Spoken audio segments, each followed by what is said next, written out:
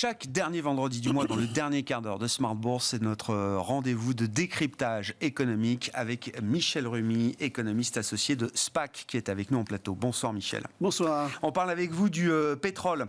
Dans le contexte qu'on connaît, évidemment, mais de manière presque historique. Pourquoi est-ce que le pétrole est un actif toujours aussi important pour ceux qui suivent l'économie et la course des marchés? Pour un économiste, pour un investisseur, ça fait partie de ce qu'on appelle les actifs clés à suivre. Tout à fait, c'est un indicateur clé.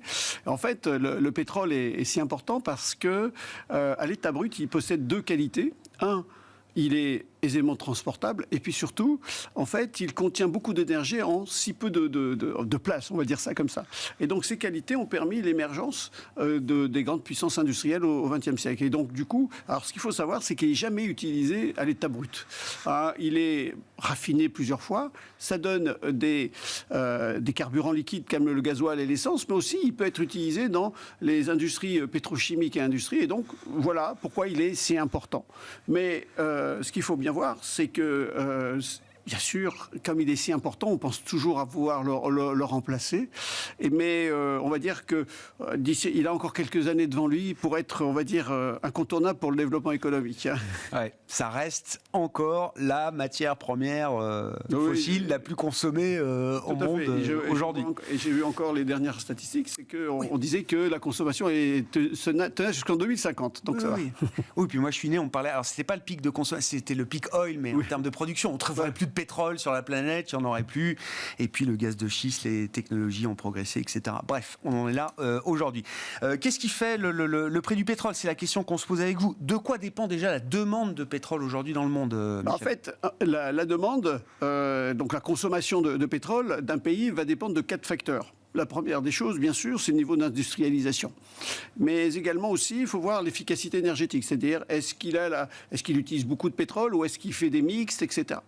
Troisième élément, c'est le taux d'urbanisation. C'est en fait que quand on a beaucoup de logements, etc., on consomme rien que pour se chauffer, pour avoir d'autres éléments. Et puis également aussi, c'est l'importance de la classe moyenne. Pourquoi la classe moyenne? Parce que quand on a une classe moyenne, du moins une accession progressive dans la classe moyenne, eh bien, on peut se payer des voitures qui consomment du pétrole, etc. Et donc, c'est pour ça qu'aujourd'hui, la demande est soutenue pour des 2/3 par, on va dire, l'utilisation des voitures, des camions, etc., etc. Et au plan historique, si on fait une perspective, en fait, c'est particulièrement les pays occidentaux qui ont soutenu cette demande. Mais en fait, on a eu un changement, pas un changement, mais un tour en... j'arrive plus à trouver un switch. Oui, un changement, une évolution. Une évolution, merci. Oui. En fait, c'est qu'à partir des années 2000, les pays sont devenus émergents et donc tendent à ressembler au comportement des pays développés. Donc, s'industrialisent, ils se... Pardon.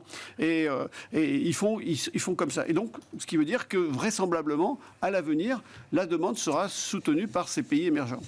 Qui sont les pays qui produisent du pétrole? Est-ce que ça reste un privilège d'être un pays producteur de pétrole, ou est-ce que on a de plus en plus de pays peut-être qui produisent du pétrole aujourd'hui dans le monde? Alors ce qu'il faut savoir, historiquement, il y a plusieurs questions. Première des choses, je vais essayer de les faire par région. On va dire le Moyen-Orient, il y a l'Arabie Saoudite, et les Émirats Arabes Unis, il y a l'Iran, l'Irak, le Koweït. Il y a en Amérique, il y a le Venezuela et les États-Unis. En Europe, il y a la Russie et la Norvège. En Afrique, il y a le Nigeria, grosso modo. Et donc, en fait, ce qu'il faut voir, c'est que ces pays ont, on va dire, une qualité particulière, c'est qu'ils bénéficient du pétrole onshore, c'est-à-dire sur leur territoire et non pas offshore. C'est ça. Et donc, du coup, ça leur donne des coûts de production relativement bas. Et donc, du coup, ils peuvent, on va dire, s'abriter en cas de tempête. Ils peuvent, on va dire, supporter des prix très bas pendant une longue durée. Et donc, ce qu'il faut bien voir, c'est que ces pays, la plupart, se sont réunis au sein d'un cartel qui s'appelle l'Organisation des pays exportateurs de pétrole, et qui influence plus ou moins les cours du pétrole. Et c'est ça qui joue un peu aussi de temps en temps. Ça reste un cartel bien en place. Effectivement, on a pensé que l'OPEP allait perdre de sa puissance et de son pouvoir de fixation des prix avec l'émergence du schiste américain. Exactement. On se retrouve dans un contexte où le cartel décide encore de pas mal de choses. Justement, comment est fixé le cours du pétrole, Michel? Alors, le prix du pétrole est fixé en fonction de sa teneur, on va dire, en impureté, et donc qui veut dire qu'il dépend du lieu de production. Grosso modo, il y a à peu près 160 qualités de pétrole brut, mais en fait, tous se rattachent à, on va dire, à 3 indicateurs principaux. Premièrement, c'est le Brent. Je les cite, mais pas par ordre d'importance, c'est en ordre des ordres. Il y a le Brent, qui est un mélange de pétrole de différents champs pétroliers de la mer du Nord. Et le Brent est un indicateur pour les marchés boursiers d'Europe, d'Afrique et de la Méditerranée. Le deuxième, c'est le WTI, c'est le West Texas Intermediate. Et en fait, lui, il est extrait en Amérique du Nord. Et puis le dernier, qui est peut-être un peu moins connu, c'est le Dubai Light, qui est, lui, dépend des gisements de Dubaï, d'Oman et d'Abu Dhabi.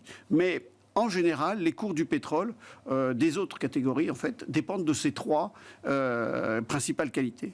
Et alors, ce qu'il faut bien voir, c'est pourquoi il y en a qui sont plus que d'autres. Eh bien, en fait, le WTI et le Brent sont les plus privilégiés parce que, eh bien, ils font partie, ils ont une cotation au continu sur les marchés à terme, et donc on peut spéculer. Et donc, c'est pour cela qu'ils sont, on va dire, plus intéressants pour les, on va dire, les marchés ou pour les opérateurs de marché, parce que, justement, on peut spéculer, voire un peu prévoir les cours du pétrole à terme, on va dire ça comme ça. Un type de pétrole dont on a un peu parlé quand même ces dernières années, c'est le pétrole russe, c'est l'Oural, c'est ça, c'est ça, l'Oural.